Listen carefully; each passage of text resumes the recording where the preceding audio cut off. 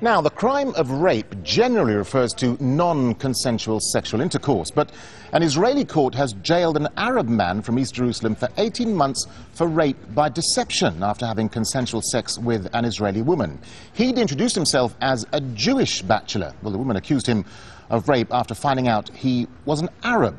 Well, Merav Moore is Director of Resource Development at the Association of Rape Crisis Centres in Israel. She joins us live now from Tel Aviv. Merav Moore, even though the couple had consensual sex, this man was charged with what the court calls rape by deception. Was this a fair verdict by the court, do you think? I think, first of all, that it's wrong to represent this as consensual sex. What we have here is a case of a man giving false information to a woman in order to enter into a sexual relationship with her. In this case, the legal standpoint and the moral standpoint is that she received false information, therefore consent is nullified. There's absolutely no importance to what the information was, whether it was financial status, whether it was race, whether it was religion. The fact of the matter is, he gave her wrong information in order to have a sexual relationship with her, therefore there was no consent. All right, well, let's talk about that wrong information. I mean, is this case any different from a man saying to a woman he's French, when in fact he's Italian? I mean, would he still be arrested for rape by deception?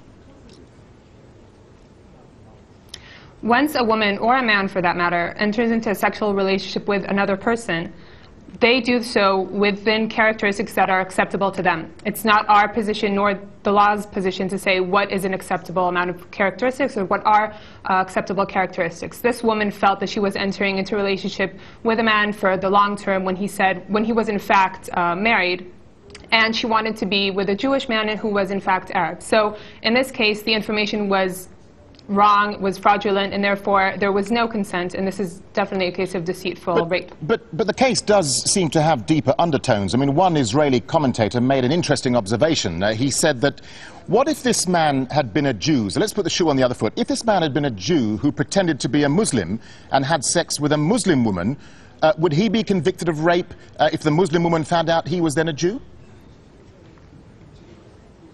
Again, I'm not here to give the legal standpoint. A court of law has decided. What we do think at the Rape Crisis Centers in Israel, who I represent, is that it doesn't matter. Race does not enter into effect here at all. We see a lot of cases like this within the Arab community. We actually have a rape crisis center in Nazareth catering to the Arab community. And also there we have cases of Arab women complaining against Arab men who tell them they're single when in fact they're married, or they work in a certain place when in fact they don't. If a woman or a man feels that they have been wronged sexually in any way, they have the right to come and seek assistance, and that's what we do. We don't judge them, we don't take them to the police unless they ask to be assisted.